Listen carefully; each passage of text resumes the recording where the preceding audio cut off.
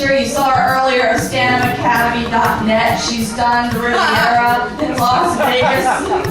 She was one of the New York Post's funniest people in America. Let's give it up for Bobbie Oliver. Okay, so I've been thinking about this a lot, and I've recently decided that I want my child to become a comedian. So I've started to neglect her. I have planned a rigorous program of harsh criticism and mixed messages. She's gonna be fucking hilarious. I'm a great comedy teacher. I feel like I've been given a gift. I've been doing comedy 24 of my 44 years. And then I started the workshops. It's grown exponentially. 700 comedians have now studied with me. Bobbie Oliver really believes that people should approach comedy from who they really are. It's just her varied experience and background. The fact that A, she's a female, B, she's from the South. Whatever your strengths or weaknesses in stand-up, she will figure them out instantly and she will work to your advantage. My name is John Doty. I'm a teacher, and right now I'm in teacher jail. I'm a bad man. And as a result, I will eventually be dismissed from my job, but they never ask the kids that like you. They just find the ones that don't like you, so. The most interesting thing about John is I think it's that he's kind of dark. Like he kind of has this edge to him. I'm taking this class to kind of practice speaking in front of adults again. I used to feel pretty good about talking to adults, but I found that I've got a little more nervous going into it. There are 2 showcases at the end of this, and you will be in one of them. They are at Flappers Comedy Club in Burbank on their main stage. You have to have realistic expectations of maybe what I get. It seems to me like my goal might be just to look and sound professional, maybe be funny, maybe not. If something can go wrong, it will go wrong in front of 200 people. So when you go on stage, it doesn't matter how you feel, just sell it like you mean it. I have two children. They're both married. I have a couple of granddaughters. It's hard to realize till you get to this spot how nerve-wracking it can be. Yay! Good job. That sounds good. I like to hear that. Even though it sounds forced here, when I'm listening to this in my little fetal position, I like to hear yeah, I say, yeah, they liked it. People always think I'm forcing the yays and I'm forcing my laughs or whatever. I'm not. I genuinely think you did good. I'm not a nice person. Anyway, I got a problem with being kind of soft. I mean, not just here, but soft in terms of going for things, in terms of competing. I killed. That was awesome. The development that I've shown in 1 week is insane. Yeah. Okay. When you said I'm soft, not just here, where did you point? To my stomach. Oh, okay. Because there might be a dick joke in there somewhere. Right. There might be a like, no, not here. You know. Right. I like that, yeah. Just because I don't know, if you're going to say you're soft on stage, it just Right. makes everyone think about your dick. I thought about his dick. Okay, good. I thought about your dick. Raise your hand if Okay, you thought. awkward. Raise your hand if you pictured it. All right. I've worked for the beverage business for 28 years. A couple of months ago, they changed my position, told me to pack my shit, gave me a severance package and said, carry on. Well, I think the most interesting thing about Lyndon is that he's always so upbeat and so happy. You know, I wanted to ask him if I could have some of what he's on. No heckle. No Republicans, no heckle. What time? Hey. Ooh, I love it. Are you a Republican? You did that at the very first. I don't like You Republicans. actually pointed at me. This is a place where you can say whatever you want. And you need to keep in mind, this is very key, comedy is offensive. Okay? We are going to offend each other in this class.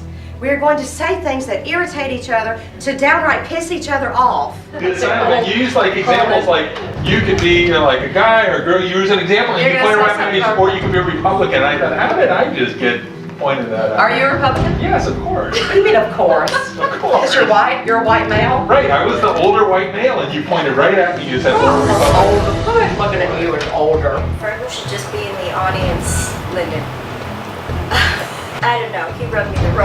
immediately. You're not a Republican. I'm independent. Ew. Choose a side. Yeah, I'm not gonna be shouted down for fucking sure. I grew up in Southern California, in the hometown of President Richard Nixon. And my dad always used to say, they can't lick our dick. John, move the mic stand behind you. You kind of left it here, whatever, just move it behind you. Lick our dick, down inflection. That sounds And hilarious. then just a sec, you actually didn't say Whittier this time. You said Southern California. We all knew Whittier because we've heard it, Whittier. But it doesn't matter. Oh, Yeah, but that's where Nixon's from, is Whittier. nobody knows. Right. No. Never mind. Why don't you save everything you have to say until I finish saying what I have to say? Annoying thing about Lyndon is that he interrupts me in class all the time. I'm in the middle of giving feedback to someone else and he's giving them notes on jokes. You know, Lyndon seems to believe that he's on a panel of experts with Bobbie. I guess he got a little big for his britches. I don't want to sound like a complete jackass. I am what's referred to as a story jumper. You're telling a great story. I think it can be punched up a little bit. I jump in and add some great stuff to it. I add little caricatures and stuff like that. The performance part. That's the part that was by far the most difficult. I said, Daddy, I can't read the temperature, but it says on here, number 2, firm. And I looked at him and said, give me that pencil. What the hell? Number 2, firm. Honey, what? When you took the dog out earlier today, what was the dog's poo look like? What wasn't it? Oh, I can't do it. Damn, I'm having trouble with my poor voice. That was your first time ever, right? First time ever. Yeah, you're not a virgin anymore. And I know everybody told me this, but the process is a lot harder than I ever thought it was going to be. You don't feel like you had to do the voice. In fact, doing a voice that sounds unnatural is actually going to kind of hurt your story more than it's going to help. I don't know what the poo looked like. The poo looked solid. And I'm so glad that you said not to do the voices, even though organically I do voices sometimes myself. I was actually struggling with trying to do 4 different voices: a grandfather, a little kid, a wife, and then it was coming out as this gravelly, weird thing. And then it actually kind of like chewed up my throat all morning. My name is Hannah Aliza White Michaels. Apparently it was easier than tattooing Jew right here. To me, Hannah is brave and funny and genuine, kind of bratty. My parents are almost always critical because they're shrinks. I'm a feminist and Hannah's a feminist, and I almost kind of feel in a way like she's my child. I don't really know about myself because I'm 24. They started yelling at me, "Your American foreign policy is terrible. You torture people. How can you live with yourself? It's terrible." I just live there. I think you're looking for the Supreme Overlord. And to make sure you land Overlord on a down inflection. It sounds like such a trivial note, y'all, it really does, but it's what we were talking about, the gymnastics and the Olympics, that the difference between a gold medal and not even qualifying for the event is 0.0005, so finessing is everything. I'm not good at coming up with funny shit on the spot. I think it's time that your confidence start to match your skills as a comedian. Because you are very well respected in our group as being a top-notch comic and writer. When people talk about you when you're not around, they talk about how funny you are. I mean, and other things. The boobs and, you know, that you're crazy. It's kind of the same things they say about me. She's crazy, she's got boobs, she's funny. After some of my material, I feel like I'm setting myself up to get murdered. I would do a half a beat where you say, get murdered or whatever, setting me up to get murdered. I think my act is setting me up to get murdered. Because we don't think you're going to say that, right? We don't think you're going to say to get murdered. We think you're going to say anything else. And so the hesitation before it lets us in our mind think you're gonna set, to get heckled or to get hit on after the show or whatever, but to get murdered, we don't see that kind of. And even though she's funny, she's got that humility, and she takes the feedback and she says, okay, well, let me try it this way, or let me try it that way. I've actually uncovered a massive conspiracy, you guys. You know how on Star Trek, whenever they encounter a new alien species, it's always humanoid? That's because there are no aliens. It's just a bunch of actors in a studio. Like the moon landing. This is a piece of information you've uncovered, you're sharing with us. Y'all, there are no aliens. They're just actors. Just like the moon landing. Yes. Yeah, I just want to let you know that as I'm sitting here listening to you, I'm thinking to myself, I want to write jokes like that. Seriously. I want to put in the time and the work. Well, you date men, I'm surprised you can't. You have the same, the same asshole pool to choose from. Or gay men as big assholes as straight men, I don't know. Oh, they are. They are. Men are men, right? They're pigs. And on that note, Matt, doing comedy's like going through rehab.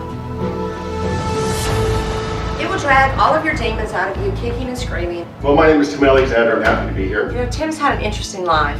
Okay, so let's talk about drugs. 'Cause I like drugs. I'm gay, so of course, I'm a drug addict. Oh, I should tell you, my drug of choice is meth. He is who he is, and crystal meth. Okay, I like a little whisper picture. Some people have a sweet tooth for chocolate. I have a rotten tooth for battery car acid. You said I've got a rotten tooth for battery car acid. Get rid of the word car. I've got a rotten tooth for battery acid. Oh, okay. That's hilarious. I love Bobbie's critiques. She's always right on the money. Well, like I said, I was always very, very naive. And when you're younger and naive, it's kind of obnoxiously cute. But when you're older and you're naive, it's just acutely obnoxious. Slow down. It's all a little too fast in the pulses. Yeah, okay. Come in here and do that. Before I would not have been able to do it. Tell me why. It's about making different choices now. Right, and the first step is being your authentic self to yourself.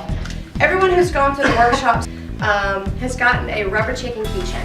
So if you ever see anyone in a comedy club with a rubber chicken keychain, go up to them and talk to them and tell them that you're in the cult. Oh, did I tell you you joined a cult? You joined a cult. You're in a cult. Welcome to the cult. We were in a religious group that could also be classified as a cult. Sometimes I say, write a joke about the most embarrassing thing that ever happened or the worst that you would die if anyone ever knew about you.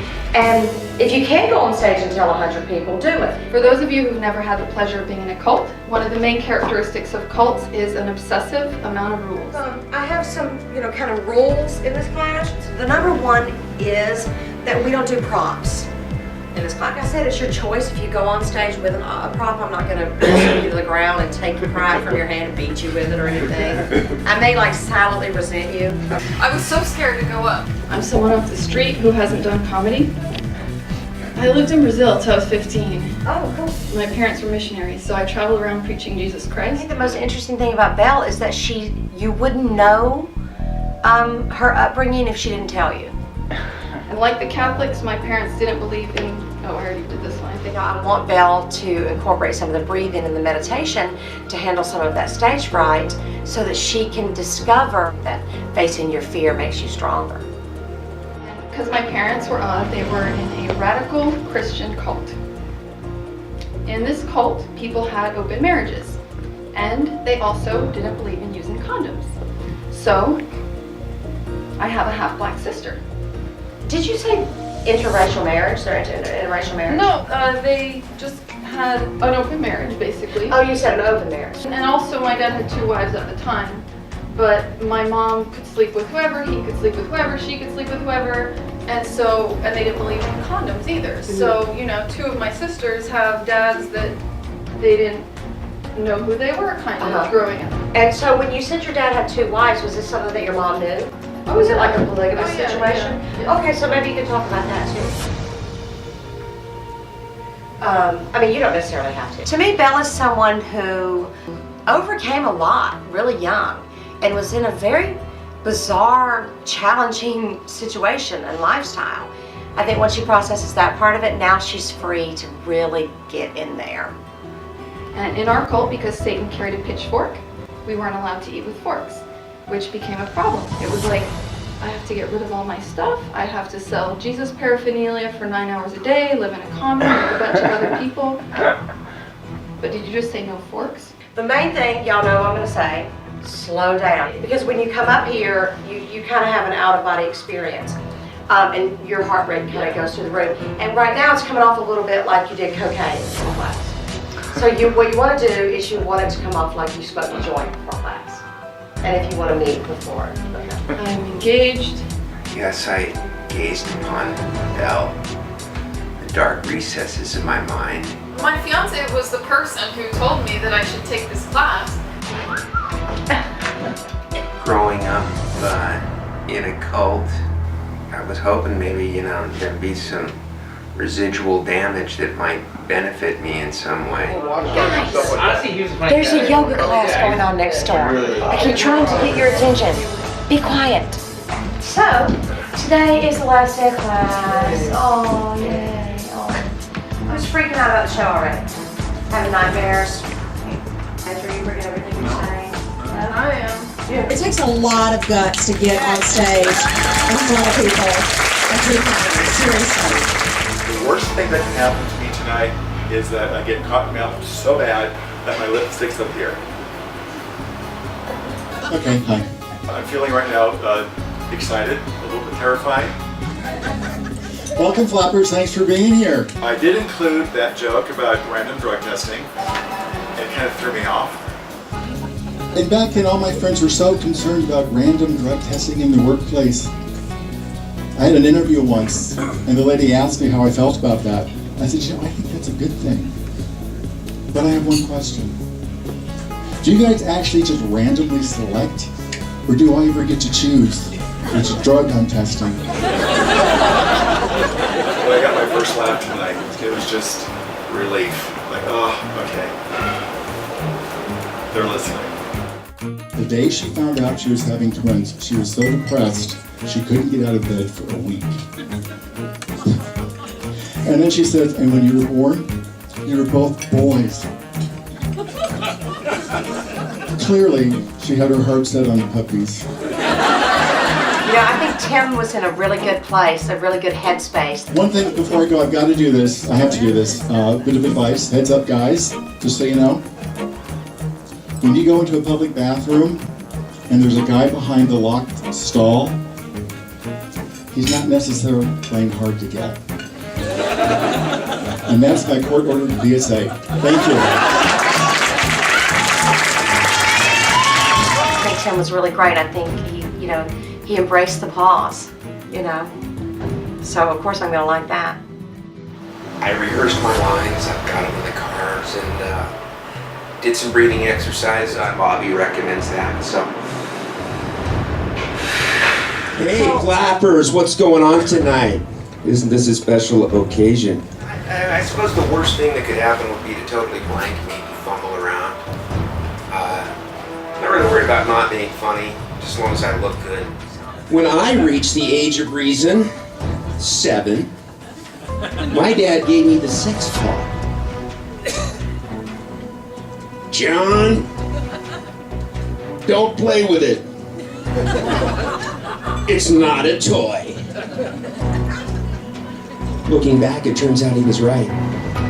It's so much better than that. My daughter's here tonight. She's my biggest supporter. I did a search and I found a 2-item survey at pornhelp.nut. Question 1. Has pornography cost you any relationships? No. I don't have any. Question 2. Does pornography cost you a job? No, don't have one. You know, I think John is going to look back on this this moment and really remember it as a high point in his life. So I clicked submit. The windows just started popping up all over the place. Congratulations, you are not a porn addict. Lock and lube. He came to this at a time when things were kind of odd for him, his circumstances, and he really just, you know, became a comedian. I grew up in Southern California, in the hometown of President Richard Nixon. My dad loved to say, "They can't lick our dick."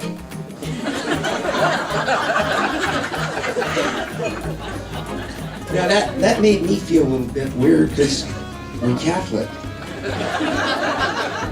It is something that I do enjoy. I've tried some other things that are very difficult. Maybe next after this, if this doesn't work out, magic would be the best, I suppose. Thank you very much. I'm John Doty. Enjoy your evening. So I feel like this is a way for me to not be scared of shit, because like what's scarier than getting on the stage? If I can do that, then I can do a lot. Please give it up once again for Sally Mullins. It was terrifying going up at first, but I tell myself it's gonna be okay. I'm Del Baca. It's gonna be okay. It's gonna be okay. When I was growing up, my parents were in a Christian cult. I have my notes in my bra, but I don't think I'm gonna need them because I've really been memorizing my notes like crazy. There were so many of us. Whenever we had to go somewhere, it was like, get over here, Ruby. I mean Lily. I mean Maria. I mean Star. I mean French toast. Who's improved the most? I think probably Belle. She has a lot of confidence up there. When we ate Chinese food, we were allowed to use chopsticks, as long as we held them in the shape of a cross. Belle was really funny and likable on stage. Thank you, everybody. For every show, I live in fear of the Tourette's that I don't have. I'm so scared that I'm just going to reveal something humiliating that I don't want to reveal. So my name's Hannah. I'm worried that I will not sound natural, that I will forget certain words. Dogs take after their owners. Like my aunt's dog is kind of paranoid and skittish, and my grandma's dog is dead.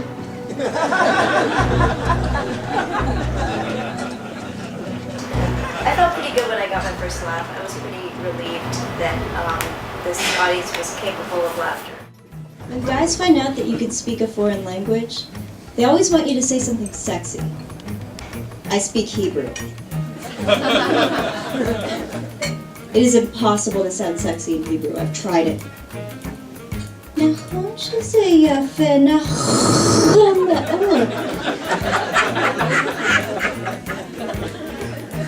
know, I think Hannah Michaels is someone to watch. Thoughts are always annoying me. They're always like, they're laughing at you, not with you. You'll go to jail if you stab that guy. The most interesting thing about Hannah is that she's a sleeper cell. You know, she started off very kind of quiet. I don't have sex with a lot of younger guys. Not because I don't find them attractive, believe me. But because with younger guys, there's a distinct possibility that when they come, they'll shout YOLO. She puts the joke above her ego, which is what a lot of comedians can't do. But this one guy and I had an agreement, and so instead he's gonna shout, "Ewan McGregor, circa Velvet Goldmine or earlier!"